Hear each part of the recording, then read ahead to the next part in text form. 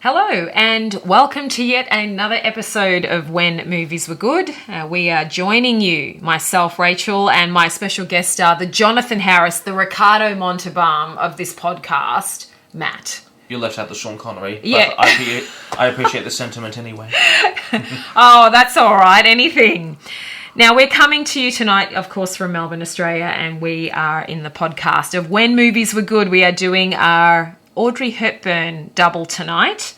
We're doing two wonderful movies, Roman Holiday, and we're also doing, I was going to say Breakfast at Tiffany's, but no. Sabrina is the one we're doing. Look, it's an understandable mistake. Everybody thinks of that picture. Yes, and she's so iconic at playing Breakfast at Tiffany's, and that's definitely, I've actually only seen parts of that film, and I do need to go off and see the full thing myself. So we're spending the night with the lovely Audrey tonight. And Matt, how have you been this past week or past few weeks? Yeah, I'm good. Trying not to eat too much.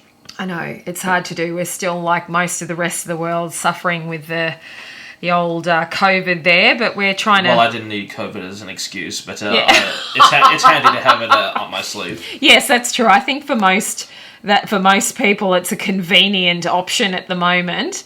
But I know where I work, we are selling out of our diet shakes quite quickly. So, what about those black jelly beans? I love those. Yeah, we still have those. So yeah. Oh, excellent. Yeah. Yes. Don't know if it's the same thing in the rest of the world, but Australia, the best jelly beans you can get are the black ones at the chemist. Are the black? Yes, I like the green ones, but they're only in the multi-bag. So you're not like my family. My family all hate the green lollies. They always make me have them. Oh, okay. I'm the only one that eats them. Which you're happy to oblige, or? Well, yeah. It's not the worst thing to have to do for your family.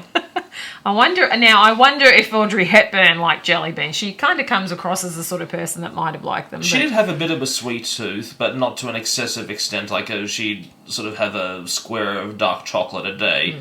Like she was known for being quite modest in her consumption. And I think she got put off when she... apparently there's this story when after World War II was ending and they had all the victory parades, and I think she was in Holland at the time with her mother, and an American soldier gave her a big bar of chocolate, and I think at the same time may have had a whole jar of jam, and she sort of got sick because hadn't been eating enough during the war, and then suddenly had this indulgent sugar. Oh, wow. I didn't hear... that's an interesting story. But you know what? A lot of these classic actors, who... Especially the ones who came over from Europe probably have those... Definitely have that. And even the American ones do as well. So just to let the audience know a little bit about our special focus for tonight, the lovely, beautiful Audrey Hepburn. She was born Audrey Kathleen Roustan in 1929. And she was considered a British actress, but really I would consider her more as a European sort of actress because she did live in a lot of parts of Europe and, as you said, in Holland. I think her mother was like a baroness in the Netherlands or something. Yes, yeah, I was reading that here as well. And she was born in Brussels. She spent parts of her childhood in Belgium, England and the Netherlands. And then she also studied ballet in Amsterdam and then in London. So I think perhaps because she probably spent a lot of her teenage years in the UK, in London, that's probably where the accent has come from. Well, it worked for Prince Philip. Yeah. I know. I always wondered how Prince Philip had such... So she got her start in the West End, like a lot of other performers did, and she started in the musical theatre world and then did appear in some British films.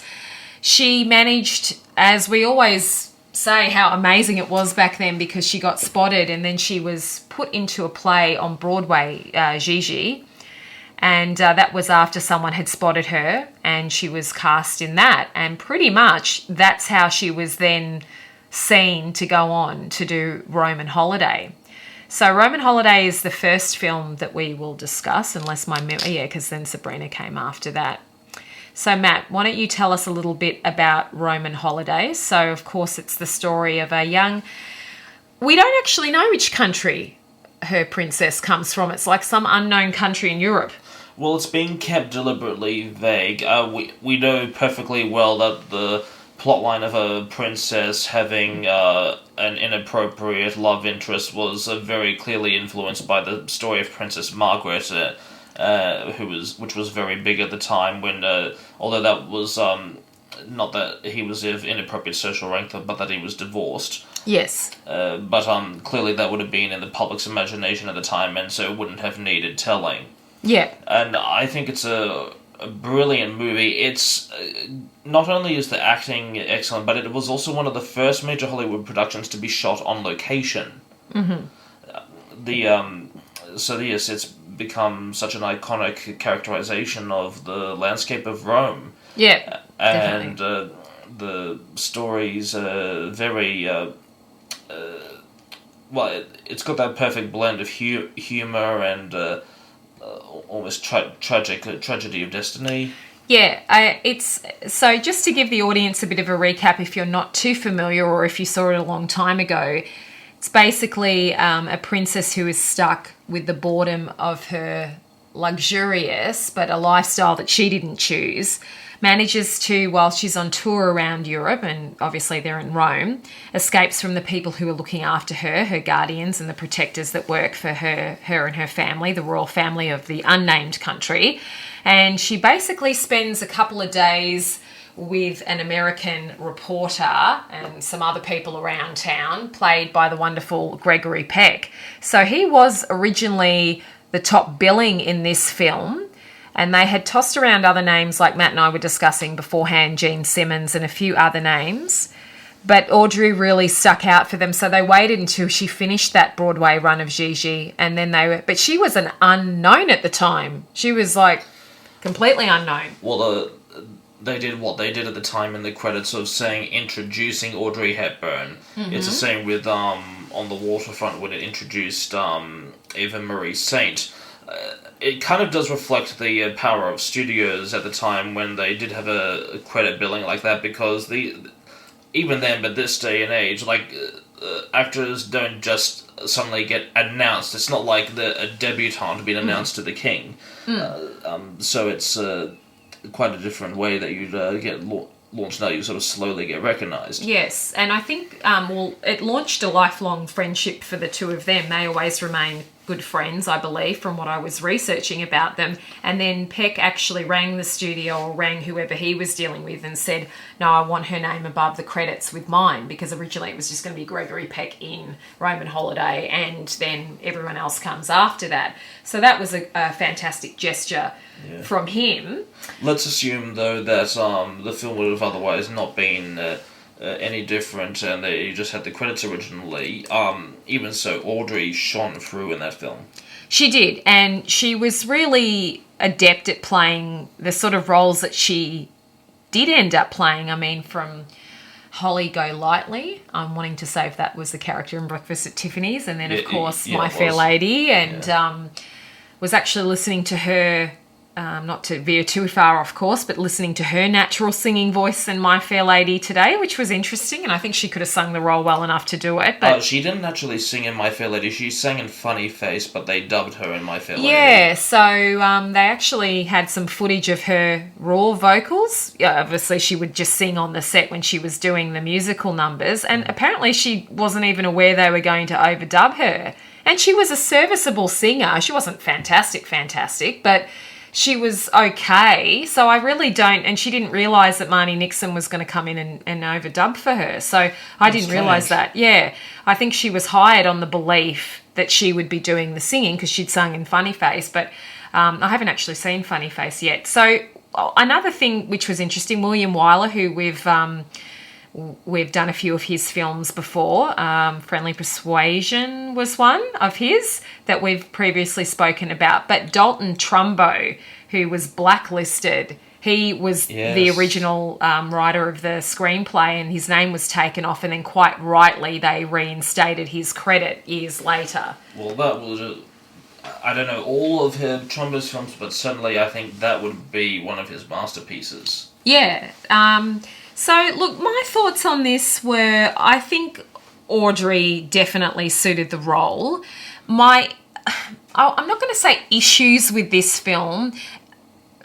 I mean, it is what it is, and what it is lovely. But I think I was probably looking for a bit more in the storyline somewhere. I wasn't particularly enthusiastic about the way it ended, and I needed something else at the start to sort of propel her off into this adventure that she went on. But that's just me. I'm always looking for something else, I think. As far as how she ended up into the streets, they probably could have made it a bit clearer, but I think it was that, like, she was half not really knowing what she was doing because they gave her some sort of sedative because she had a panic attack because she was being read out a list of things to do.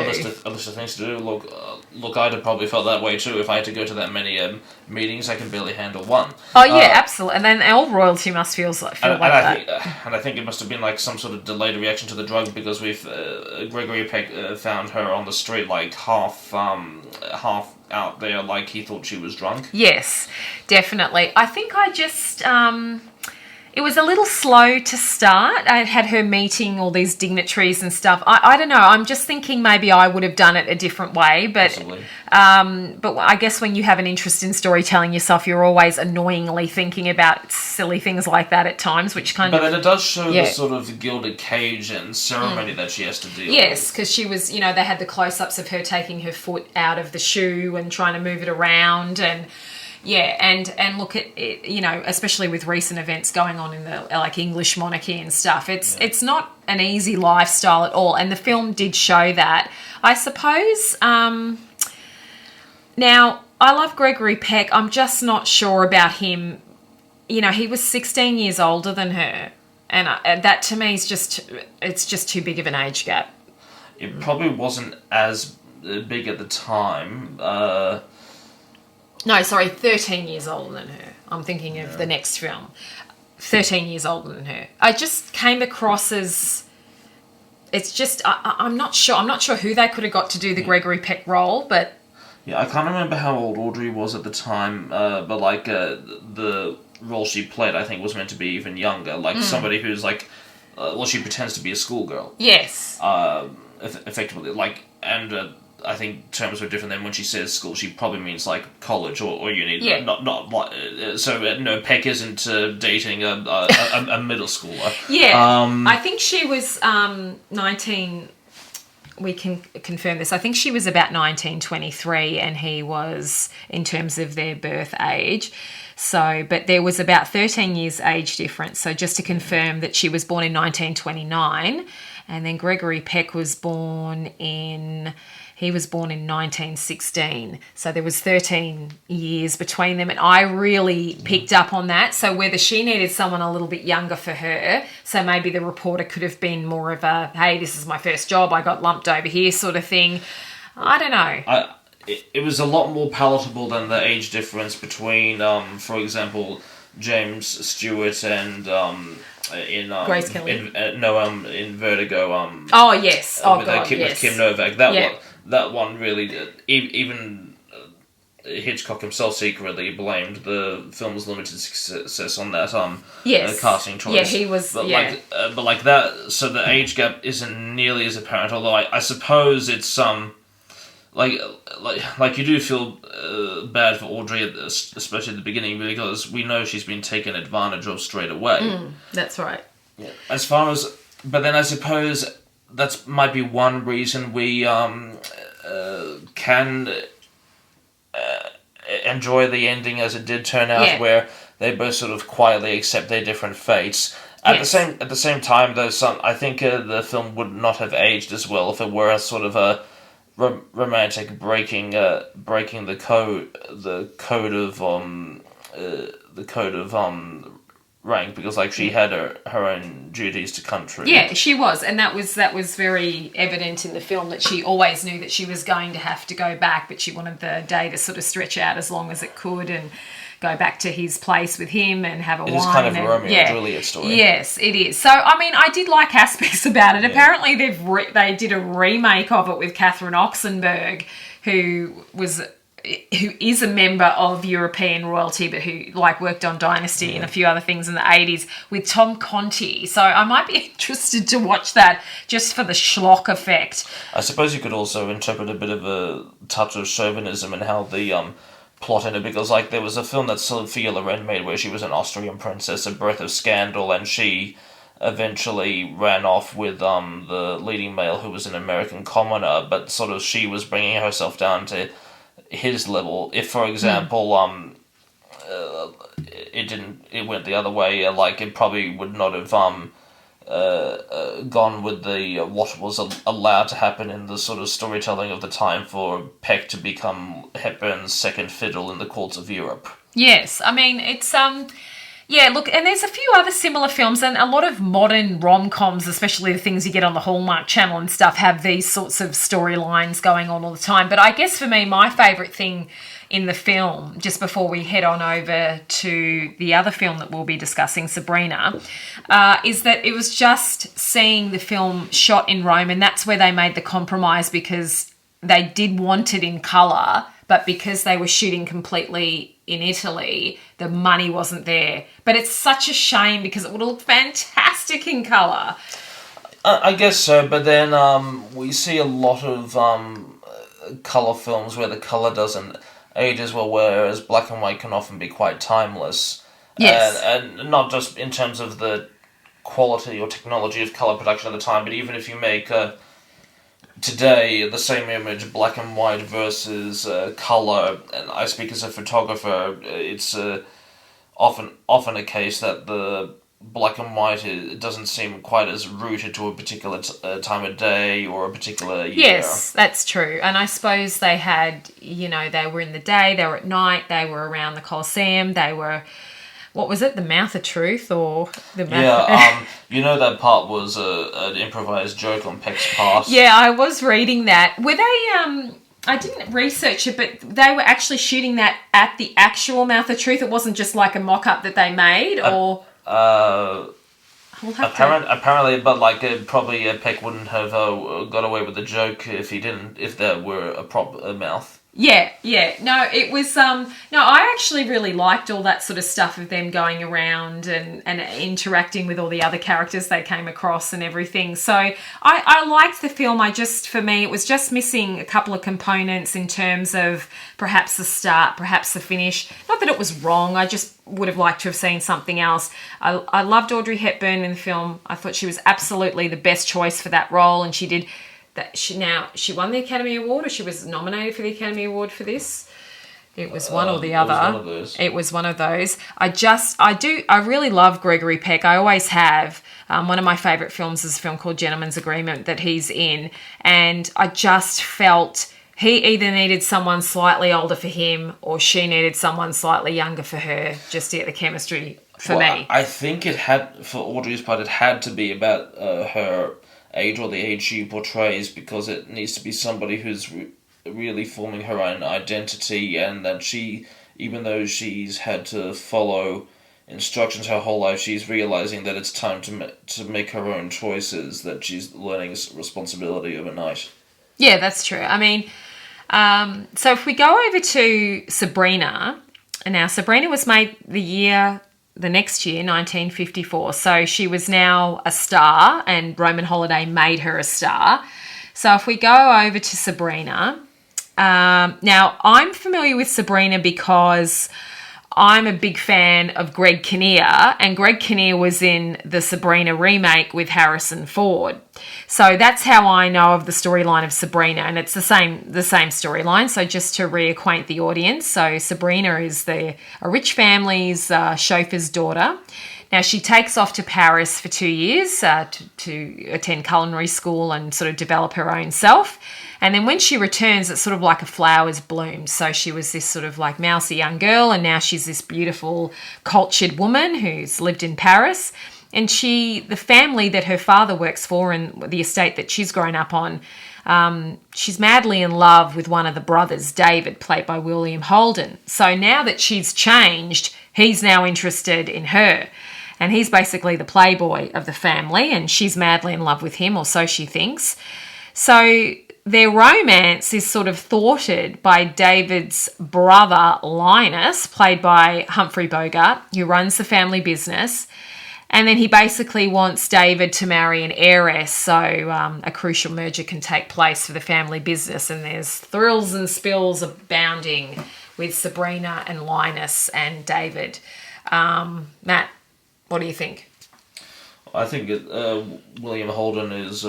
that's one of my favourite roles of his. He's just perfect for that sort of carefree American aristocracy person who kind of can't help bumbling himself into trouble because of his privileged cluelessness. And Audrey Hepburn really comes into her own in this. That part where she's arriving on the platform from the train station or the like, that sort of glow she has, I think that would have cemented her icon in many people's minds. Yes, so Sabrina's based on a play called Sabrina Fair, and I'm sure there was probably some other actresses. So we have, again, directed by the wonderful Billy Wilder. He wrote the screenplay with Ernest Lehman and Samuel A. Taylor, and Samuel A. Taylor had written the play Sabrina Fair. Here we go again. I just don't think you're not much of a romantic with films, are you? I'm really into people looking like they can be a potential couple, and Humphrey Bogart and Audrey Hepburn, no, not for me. He was born in 1899, so he was like 24 years older than her, and you can really tell. I just didn't buy it, and I do like William Holden, but he was born in 1916, so he was about 11 or 12 years older than her, and so about the same age difference from Peck. Gregory Peck, yeah. And he was the younger of the pair. Yeah, and I just thought they... it's funny, like, say, for example, I'll give the audience an example. So you have the original Dirty Dancing with Swayze and Jennifer Grey, and it's a great movie. But you had the time of your life. For me... Well, I didn't see it when it came out. I was around when it came out. Matt wasn't, but I was. And I didn't see it when it came out. I actually saw it many years later. And I never thought that Swayze and Grey had chemistry. I was like, no. Then they did a remake of Dirty Dancing. And I actually, as schlocky and as not needed as it was, I actually enjoyed it more because the people playing the Swayze and Grey roles in that film were a lot more believable as a couple. And that... Because of age? Or? Because of age, yeah. And they they sort of seemed about 3-4 years apart in age, and Patrick Swayze just seemed far too old for Jennifer Grey. And I just thought, I don't buy them being a couple at all. And I think I love the music, I love the setting, I love the era of when it was shot and when it was set. But to bring that back to Sabrina... I just can't buy her with either one of these two. So as a result, I don't have as much buy-in to the film. I actually, here we go, this is sacrilege, prefer the remake because I can buy, now the actress name, that was her first role as well that she did in the Sabrina remake. I love Greg Kinnear and I loved him as David in that film. That is a good film on its own, but I just find like it's... no use comparing it to the original. Like, you need to think of it in the context of Notting Hill and other films from that period. Oh, Julia Ormond. Yep, that's it. Yes, I just felt, because for me, to have buy-in to Sabrina, I need to believe that her and David could potentially be a couple and her and Linus could be a couple. And maybe David, but I had no buy-in that her and Linus, Humphrey Bogart's Linus. Well, in your opinion, then you generally don't think beyond a certain age gap is a really convincing evidence of a viable relationship, unless it's written into the story that they acknowledge the age gap in the story and they acknowledge why they're married or partnered up with such an age gap. I need something there. And look, hey, it was going to happen. It was going to happen. If I wanted to mention Larry Hagman, now's the time to do it. He was on Dallas, he was paired up as his second wife, a much younger lady. But they had wonderful chemistry together. I think he was about, late 50s and she was in her late 20s. So there was a good 30 years between the two of them. But they had a wonderful, wonderful chemistry together. Like, you really felt like they were a couple. And it is possible, but obviously the characters acknowledged that there was a large age difference between them. But in this film, it's like, hey, I'm Linus and I'm nearly 50 and I'm going after a 22-year-old or something. Yes, well, definitely the system at the time didn't have qualms about that age difference. It would have been very made big deal of if it were the other way around. Yes, that's exactly right. And look, like that film with Rock Hudson, what was it called?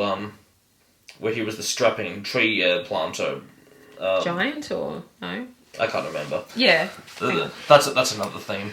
Oh, good old Rock. Oh, we will do a Rock special because we Rock deserves rock it. Yeah, I love Rock. And I remember like yesterday when he passed away. So, getting back to Audrey and the boys.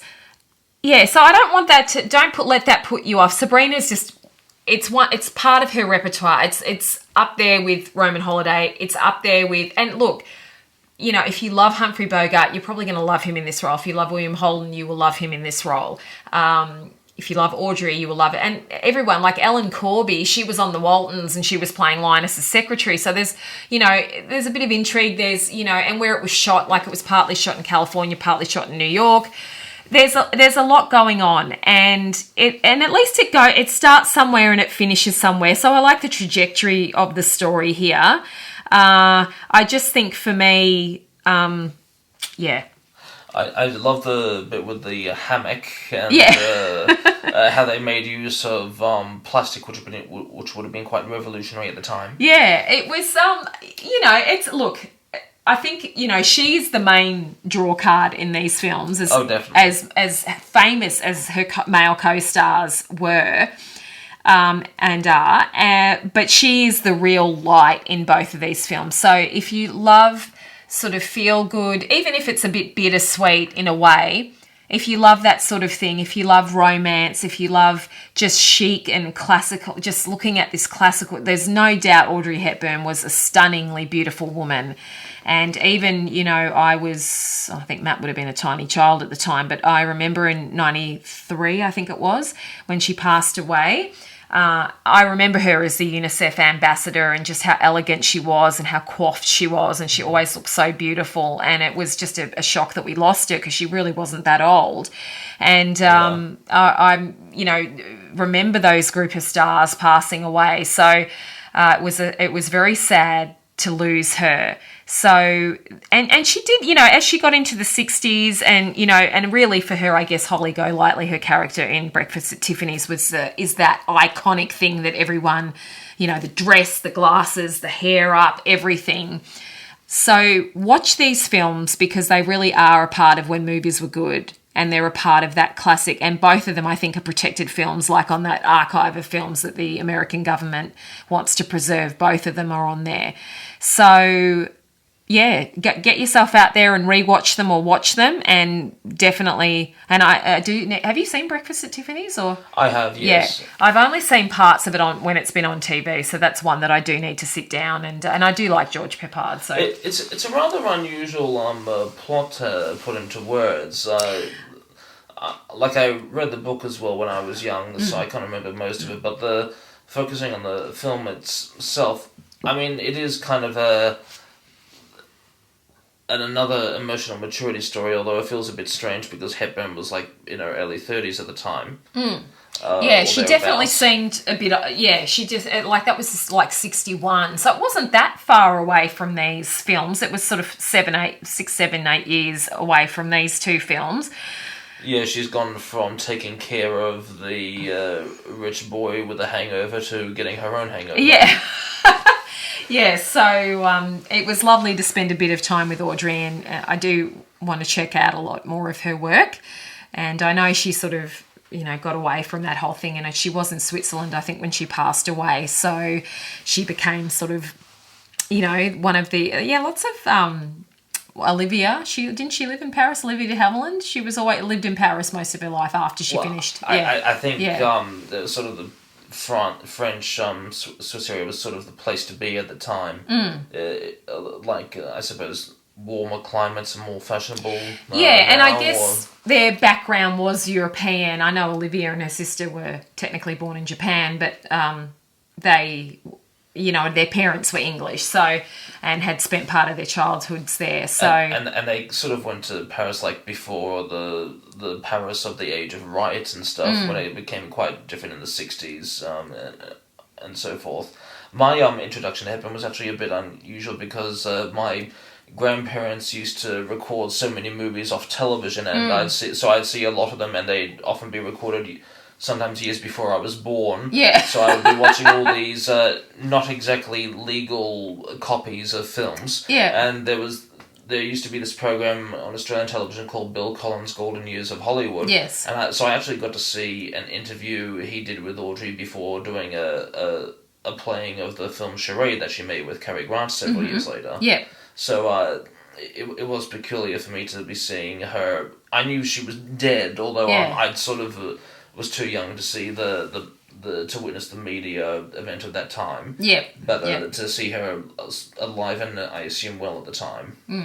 Yeah, no, I definitely remember her being around when I was a kid, and she'd sort of gone off to do humanitarian work by that stage. So, but a lovely chat, a beautiful woman, an icon of the cinema, and, to this day, I mean, what about that ad that they have on TV where they sort of digitally replicate her in the bus? Have you seen that ad? I don't think I have. Yeah, I might have to forward that to you here in Australia or anywhere. I'm not sure if it's probably shown around the world. And I can't think of the product now, but they actually take scenes of her out of these films and they sort of put them all together like she's there in real time, and it's very weird to watch, but very effective. I have seen the one where Fred Astaire is superimposed with a vacuum cleaner. Yeah, I think it's something like that. It's getting sad when we're having to digitally recreate people. Well, do you remember the one of Gene Kelly where he went into breakdancing? Yeah, I haven't seen that. We'll definitely see if we can put some of this stuff on the page so you can have a look at it. Thank you so much for joining us tonight. We really appreciate it. Matt's been giving a friend of mine some photography lessons today, so thanks for coming and doing this afterwards. Look, I was grateful to have someone that listened. Yeah. I had a couple of hours together chatting cameras, which was fun because Matt's a brilliant photographer. So, quote unquote. Yeah. No, I think your work's amazing. So, guys, next week, in 2 weeks' time, the next episode, we are doing sort of a epic. Now, they are religious in tone, but they're just known for their epicness, basically. So we're going to do The Robe 1953, starring Richard Burton, who we've discussed a few of his films before, Gene Simmons and Victor Mature. And then we're going to do the 1956 Charlton Heston and Baxter and the wonderful Yul Brynner in, of course, The Ten Commandments, and one of my favourite people, Yvonne De Carlo. We strongly recommend if you watch films in anticipation of that episode, you go to the bathroom first. Yeah. It's a long one. They are, but that's when these films, and there's nothing like seeing them on the big screen because it's the whole production. I think I've seen Ben-Hur and a couple of others here in Melbourne at an old theatre, and there's nothing like seeing these films on the big screen. They're meant to be seen on the big screen, but we will endeavour with what we have in our homes for this one. So thank you so much, guys. Really appreciate you joining us. And in the meantime, as always, I'm Rachel. I'm Matthew. And we're watching good movies. Thank you and good night.